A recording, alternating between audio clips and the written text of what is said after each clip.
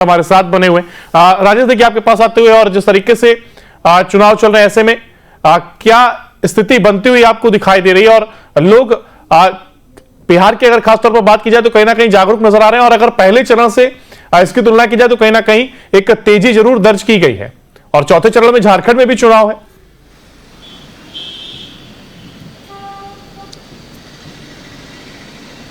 देखिए, बिल्कुल अंकुर, अगर इस 5 लोकसभा क्षेत्रों को आप देखें तो इस इलाके में 5 में से 4 पर एनडीए को बढ़त थी, अगर पिछले 2019 के चुनाव को आप देखें।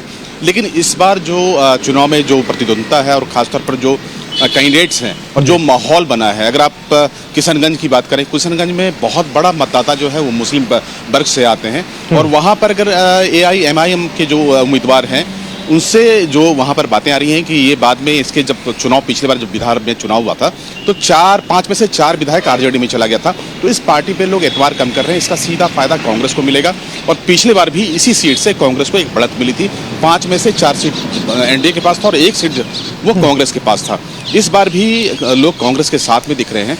पूर्णिया में पप्पू यादव के निर्दलीय उम्मीदवार होने के बाद वहाँ पर मामला बहुत ही इंटरेस्टिंग है। और बीमा भारती जो कि आरजेडी सी हैं और तेजस्वी वहाँ पर काफ़ी ताकत भी लगाए हैं। लेकिन वहाँ पर जो आप समीकरण देखेंगे तो MI समीकरण, यानी कि मुस्लिम और जादवों की एक बहुत बड़ी बड़ी संख्या है, वो किस तरफ झुकते हैं। अगर सिंपैथी वोट पप्पू यादव की तरफ जाएगा तो जाहिर है कि उनके लिए एक विन विन सिचुएशन होगा, नहीं तो ये आरजेडी के लिए एक बहुत ही बड़ा एक वोट बैंक हो सकता है। और इसका अगर कन्वर्शन हो गया तो पूर्णिया में आपको एक अलग तरह का रिजल्ट नजर आएगा। भागलपुर में बिल्कुल कांटे का टक्कर है, लेकिन अब भी बढ़त वहाँ पर भाजपा के साथ में दिखता है।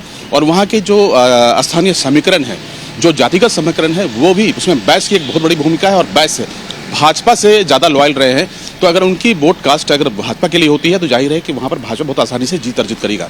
लेकिन अगर आप गोड्डा की बात करें, माफ करें, अगर बांका की बात करें तो बांका में गिरधारी यादव जो कि जदयू से हैं और जयप्रकाश नारायण यादव सीधे उनसे इस पर मुकाबला कर रहे हैं आरजेडी की तरफ से। वहां पर इस सांसद को लेकर थोड़ी नाराजगी है, तो जाहिर है कि इसका कहीं ना कहीं पूरा फायदा जयप्रकाश यादव को मिलेगा।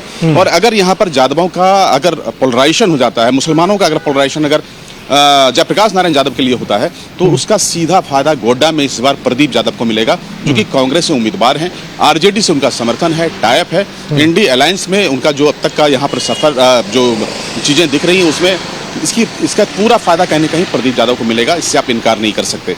कुल मिलाकर जो कटिहार में है, कटिहार में भी इस बार वहाँ से जो चुनाव हो रहे हैं उस चुनाव में इस बार लग रहा है कि कांग्रेस से, चूंकि वहाँ से तारिक अनवर साहब हैं और काफ़ी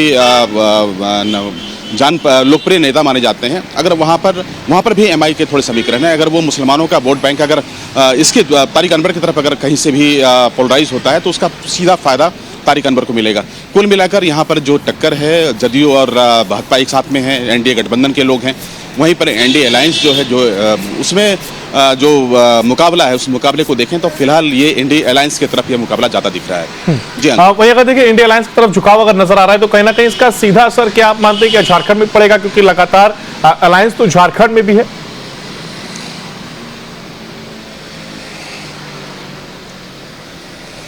बिल्कुल अंकुर, चूंकि झारखंड में अब तक जो सरकार यहाँ पर है एनडीए गठबंधन की सरकार है। और एनडीए गठबंधन में आप देखें तो जो झारखंड मुक्ति मोर्चा है उसकी सबसे बड़ी संख्या यहाँ पर है, 30 विधायक उसके हैं।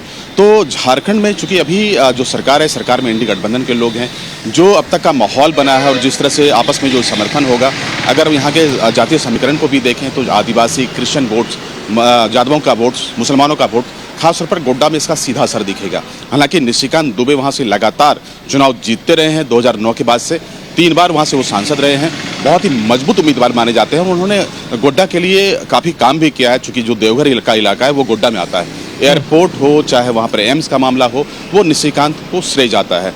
तो एक मजबूत उम्मीदवार हैं, लेकिन प्रदीप यादव इस पर उनको टक्कर देंगे। अगर जातिगत जो समीकरण है, अगर उसका सपोर्ट अगर प्रदीप यादव को मिलता है तो जाहिर है कि इसका सीधा फायदा कहीं ना कहीं एनडीए गठबंधन को मिलेगा झारखंड में। अंकुर, बिल्कुल।